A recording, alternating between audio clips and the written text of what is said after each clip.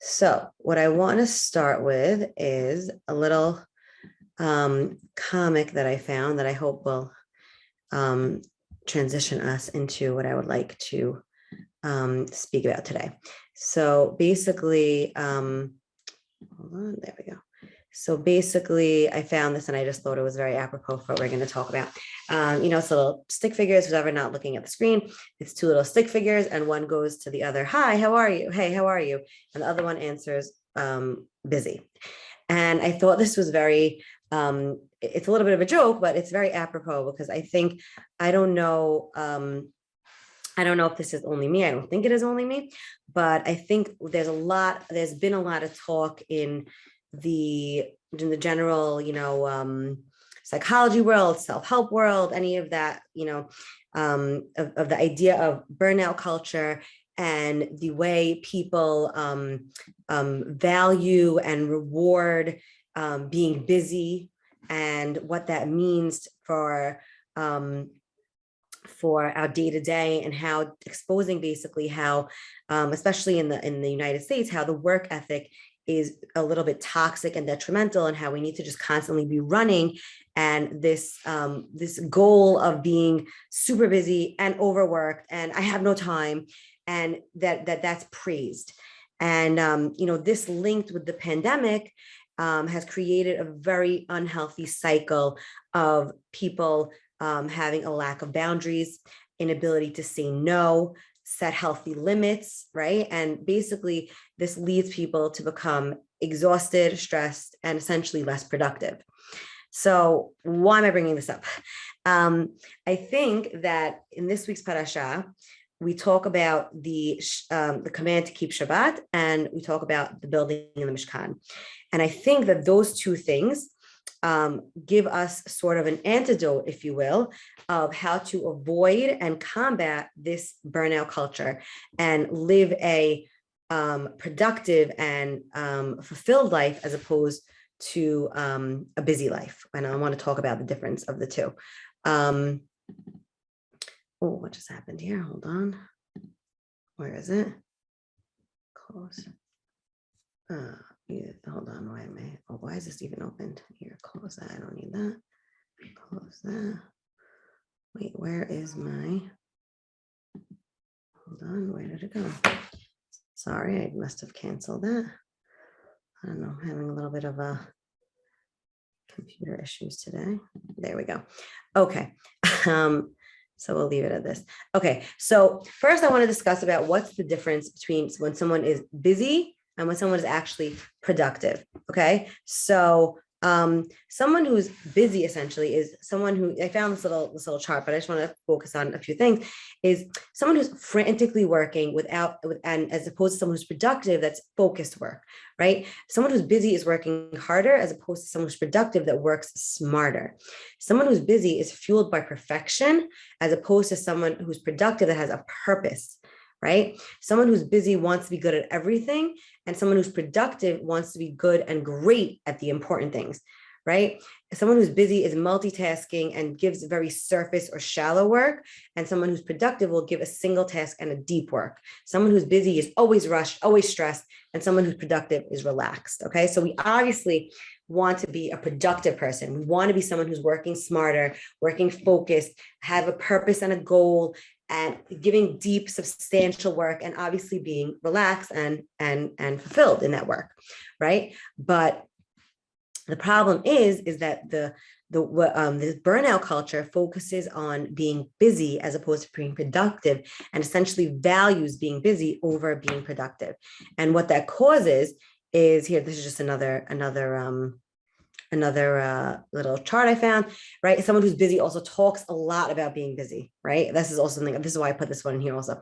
They talk a lot about being busy. Oh, I have to do this, I have to do that, I have to do this, as opposed to letting the actions of their speak for themselves, right? So, and someone who's busy is spending a lot of time on things that don't actually matter, as opposed to someone who's productive that prioritizes and selects their goals and the way in which to use their time and resources. Okay, so why am I bringing this up? Because the idea of burnout culture is that you start off, I found two different images for anyone who's looking, is one that's a pyramid and one that's sort of like a flow chart. But basically they both say a similar thing, that you start off in your job or in your even in your life. It doesn't need to be necessarily a job. It could be something in your family life, that you're in a honeymoon phase. You're proud of what you're doing. You're feeling productive. You're doing, you're doing your tasks that make you feel fulfilled. Then you start to get to a stage where you start to feel a little bit stressed, but you're able to manage it. You're able to still live, be happy. Your anxiety is at bay, even though it creeps up at times. And then when you slowly start to live in this cycle of being busy, busy, busy, always needing to not being able to stop, you get to a stress as a normal everyday thing and anxiety becoming the norm. And then once that becomes your norm, then you become burnt out, where you then essentially are detached from your work. You're detached from your relationships. You have this feeling of a lack of control. So you try to control more, but it's a catch-22 because you just end up in this loop, right? And you don't know how to break this cycle. And then this leads to the ultimate fifth stage, where burnout is your lifestyle, where essentially you're living a life that is, that you're constantly chasing your tail.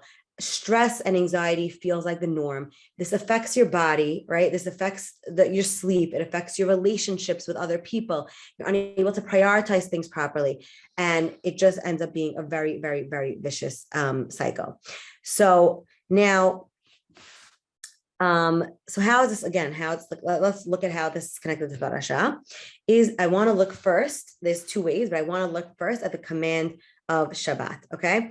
And it starts off, the parasha starts off with the introduction of a few psukim about Shabbat. So I want to read these and we'll look at them at different points. So it says, Vayakhel Moshe et kol ha'edah b'nei Yisrael, vayomer alehem ela devarim asher tzivah Hashem la'asot otam. So Moshe gathers the people and he says, this is what God has commanded you. And then he says, Sheshet yamim ta'aseh melacha, for 6 days you should do melacha. We'll go into this deeper in a minute, obviously, but I want to just go through the psukim. B'yom ha'shvi'i yeh lachem kodesh, the 7th day will be kodesh for you. Shabbat Shabbaton Hashem, the Shabbat will be for Hashem. Kol hasebo melacha yumat. Anyone who does melacha on this day will die. Lo tavru esh b'chol moshavetchem b'yom Shabbat. Don't burn any fire in all in your dwellings on Shabbat. Okay, so before we go into actual what the command is, I want to focus on the Vayakhel, on the gathering. Why is this so significant? Why is this gathering focused on? Why do we start with this, right? This Vayakhel, by the way, is only mentioned, this word Vayakhel is only mentioned one other time in the Torah, and that's with Korach, which is a very different story, which is interesting. I'm not going to go so into that now, but I just thought it's a unique word, a unique way to describe it. So why are we focusing on the fact that they're gathering now? What is unique about this gathering? So we have to realize, in context of what's going on, this is post-Egel, right? Last week we had the story of the Egel, and that really shattered, or not, that really shifted their relationship. We focus on it shifted their relationship with God, of course, right? We spoke about that a lot last week, but it also shifted their relationship immensely with Moshe Rabbeinu, right? And we don't always focus on this, but Bnei Yisrael feels a little bit abandoned by Moshe and disconnected by Moshe, right? From Moshe. He, after this whole episode, his tent is now removed from the Machaneh, right? We talk about Moshe's tent being out of the Machaneh at this point, and they need to go out to see him. We also see that he has this keren or, which is interpreted in many different ways, but he has to wear this scarf over his head to cover the keren or from his face. There's a physical disconnect. There's a spatial disconnect, right? And we know that Moshe fought for them on Har Sinai and told God and got God to forgive them, but they don't know this actually until they don't even know it. Their children know it many years later in the Midbar, in Sefer Devarim, when they're at the end of the Midbar, when he tells them what happened on Har Sinai with the Chet HaEgel. So at this point, if you're looking at it from Moshe's perspective, from the nation's perspective, there's a big, big distance. And this gathering is sort of reconciling that and bringing them closer together. And it's sort of reconciling this relationship. And why is he talking about Shabbat in this gathering? What is the significance of reconciling a relationship, talking about Shabbat burnout culture. What is all the common denominator here? So let's look at what is said about Shabbat here. Okay, this is not the first time that people have heard about Shabbat. They've heard about it quite a number of times already. They've heard about different aspects of Shabbat. They've heard about different things about Shabbat. So what specifically in this context is significant of that Moshe is telling them about Shabbat? Okay, so let's look for a second in what he says. He talks about the idea of melacha.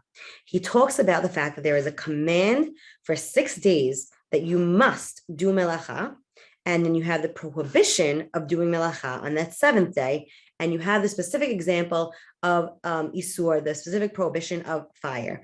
Now, it's very interesting because there's many, many, many things that could have been said about Shabbat, right? As we know, there's many, many books about Shabbat. There's many things that we learn about Shabbat. So why specifically this? So what is melacha, right? Melacha is creative work. That essentially, like we were talking about before, productive work. It's not busy work. Melacha is actually productive work, creating something productive to look at and say, wow, I did this. This is something productive. It's not just busy work keeping me on this, hamster wheel. So here he's saying we have the ability, and not the ability, well, we have the ability, but we have the chiyuv, the command to make sure we are spending those 6 days of our week in a productive manner.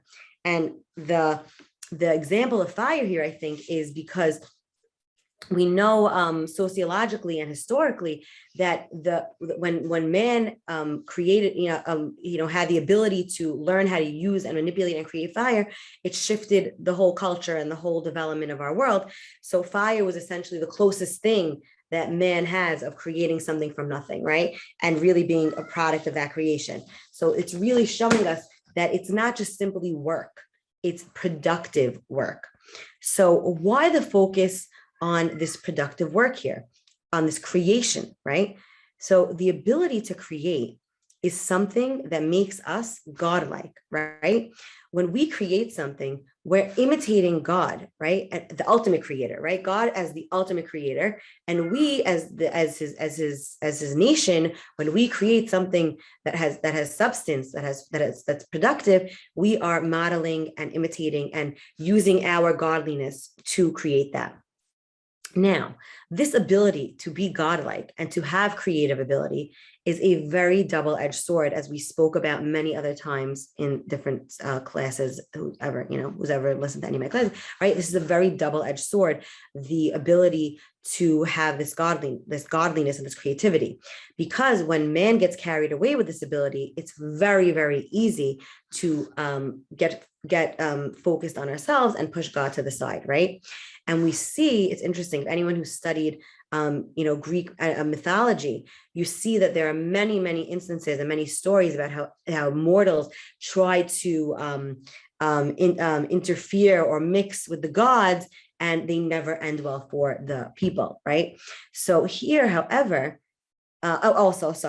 we see this more recently, in more recent times in science, right? That when people are so focused on science and they see our ability, which is an amazing ability, a God-given ability to manipulate the physical world. And the more we learn about the physical world and the more we're able to control and change and better the physical world, a lot of times, unfortunately, God will be left out of it.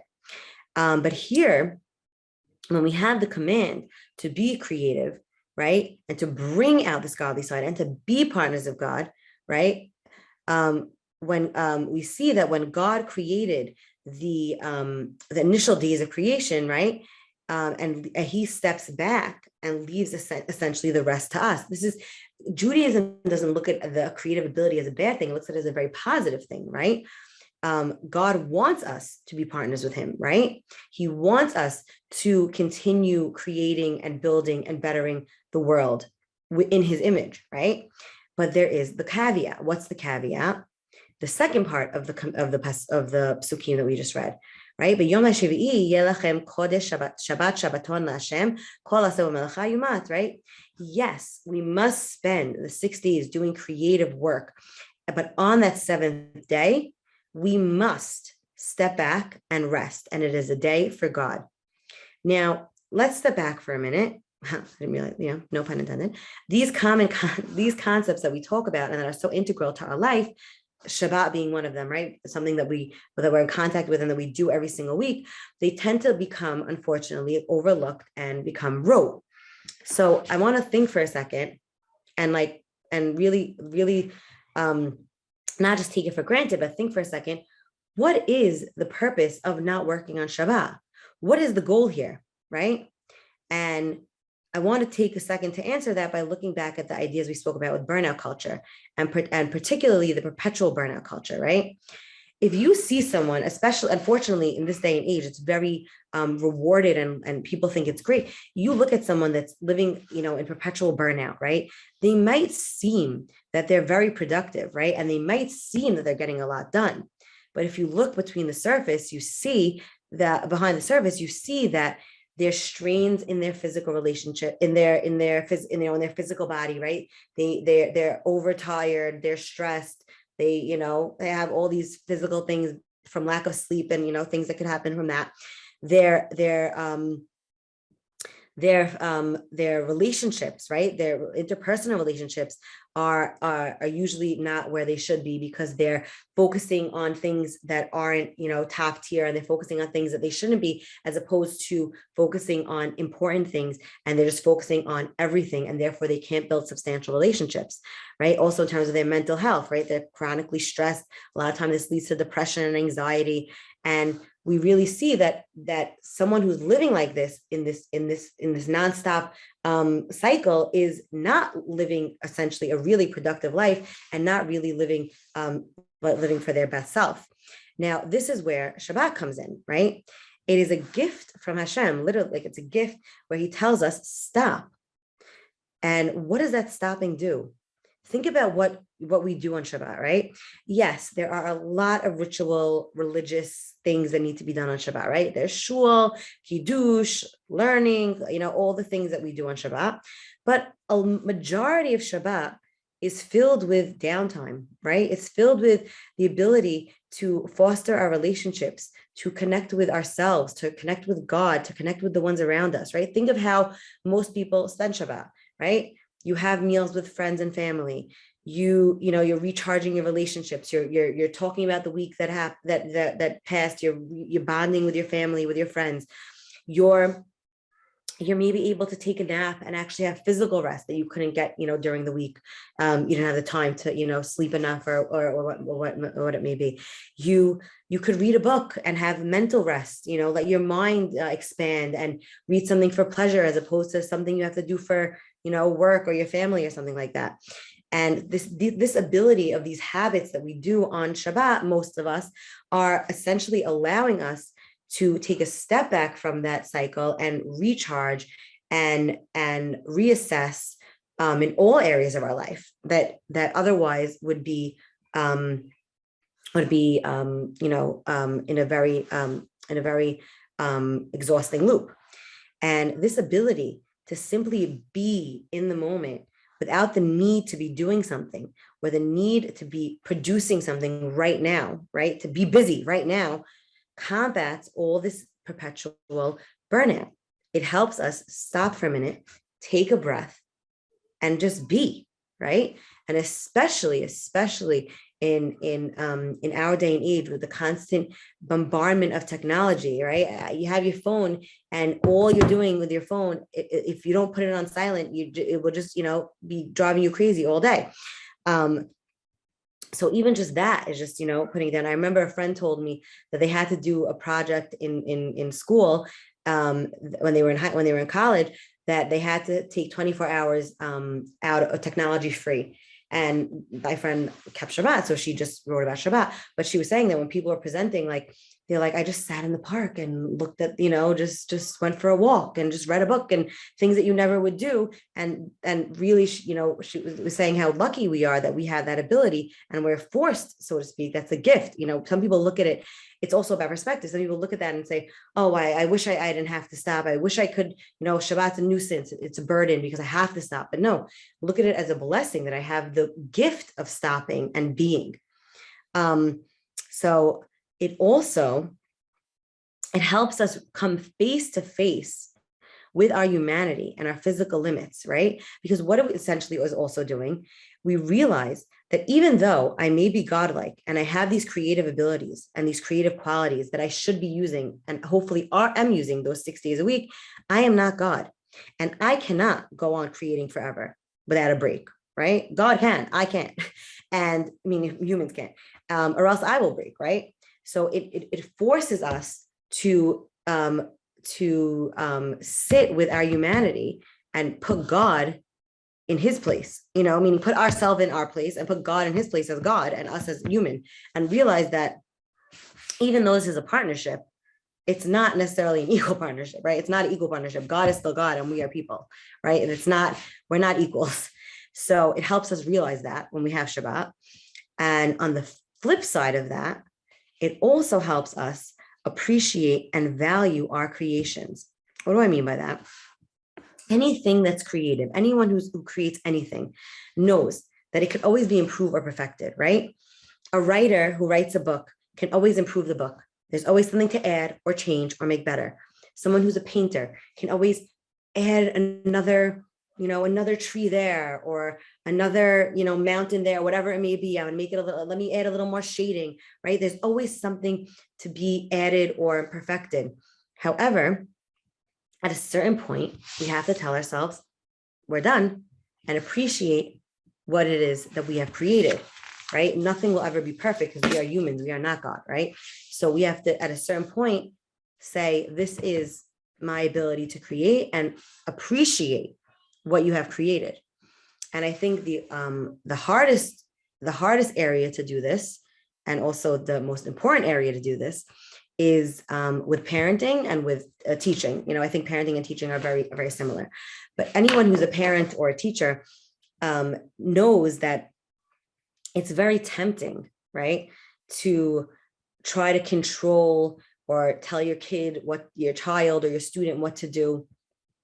And as parents and teachers, we invest so much time into our kids, our children and our students, and we want what's best for them. And hopefully, right, we hope this is coming out of, wanting what's best for them, and that we want to give them all we can give them. However, at a certain point, we have to say, I gave you the tools, hopefully, and now I have to step back and child or student, as my creation, I'm now entrusting you with those tools to be able to do it on your own, right? And that's a very, very, I think, the most challenging thing for people, because in those relationships, it's very easy to get sucked in to our quote unquote godliness and godlike and thinking we know best and thinking I know how to do this better. But at a certain point, first of all, that might not be true. Maybe, you learn a lot, we learn a lot of things from our children and our students that they a lot of times will teach us things or give us perspectives that we haven't seen.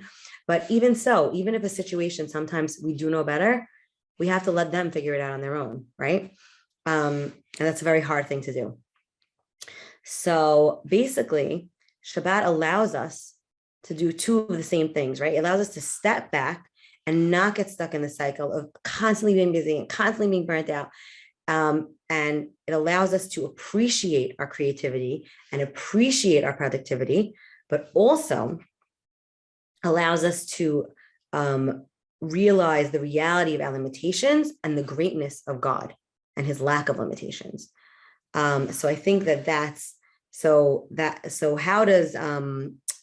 now after this whole introduction, the rest of the parasha talks about the Mishkan, right? So where does the work of the Mishkan fit in all of this, right?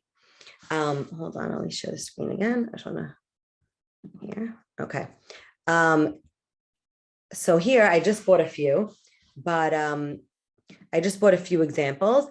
But if you read through the parasha, you'll see the words melechet, melechet avodah, melacha, avodah, melechet. You see it constantly through the sivui of through the command and the building of the Mishkan. And why is this important? Because the Mishkan, in a way, mirrors the creation of the world. How? When God created the world, he didn't need to do that, right? There was no need for God to create the world. He created the world essentially because he loves us and he wanted to give us an ability to have a place, a physical place to connect to him, right? And to be partners with him. And here we mirror that in a way because God doesn't need the Mishkan, right? He doesn't need the Mishkan at all. God is beyond space and God is beyond time. He doesn't need it. But when we're making the Mishkan as a nation, we're saying, we're building this physical space for you, not because you need it, but because we love you and we want to build our relationship with you here in this space. And so when we look at that and we look back at Shabbat, we're saying the same thing essentially with Shabbat, that we want to build this relationship and better our relationship. We're saying that, but not with space, but with time, right? So two things that God's beyond space and beyond time, but where we as a nation are bringing him into our space and our time to build and foster that relationship. So basically this whole parasha is talking about the nation, us as a nation, creating time and space for the ability to foster our relationship and partnership with God, and hopefully to not lose sight of that partnership in that relationship and our place in that partnership, sorry. And the Hachamim learn, right, all the laws of what's asur, what we can't do on Shabbat, is learned from the juxtaposition of Shabbat and the Mishkan, that whatever was not allowed to do in the Mishkan is not allowed to do on Shabbat. So basically showing that the same creative tasks that we used to build the space for God we have to step back from when we're building that time for God, when we're creating that time for God. So I started with a little bit of a comic. I want to sort of end with a comic and sum everything up. So basically here we see that these, cavemen or whatever they are have a box with, who's ever not looking at the screen, there's two cavemen pulling a box with some rocks in it. And there's another one holding wheels. And he says, no, thanks, we're too busy. So basically going back to the importance of, it's a joke, but in reality, we need to look and we need to try, and I think the goal or the hope of properly keeping Shabbat and hopefully, in terms of the Mishkan, hopefully building the Beit HaMikdash one day, is that we're able to work smarter, not harder, that we're able to really, excuse me, not be busy, but be productive, that we're able to really, really value and understand our capabilities as productive creators during those 6 days, and take a step back properly and build not only our relationship with God, but our relationship with ourselves, our relationship with our family, our relationship with our community, with everyone around us, right? I think that this is a lot of why this is being talked about now. And this idea of, overworking and burnout is because of the fact that through that it's shifting now a little bit, right? But for a good portion of the last 2 years, so much of our life and our socializations and our ability to build relationships has been hindered by the fact that, a lot of things, or work from home, are, things are closed. I mean, obviously things are shifting now back to normal a little bit, but it's still felt. And people, that did affect people on a large scale, that really shifted the way in which we deal with our interpersonal relationships, as well as our relationship with ourselves, as well as our relationship with God. And I think that's why a lot of these issues are coming out now. And hopefully things will, get back to normal as, fully as they can, but also hopefully with properly appreciating and valuing and keeping Shabbat, that could be an antidote to that as well. So I really hope that we all could use and appreciate and build on the gift that God has given us in the Shabbat. So Shabbat Shalom.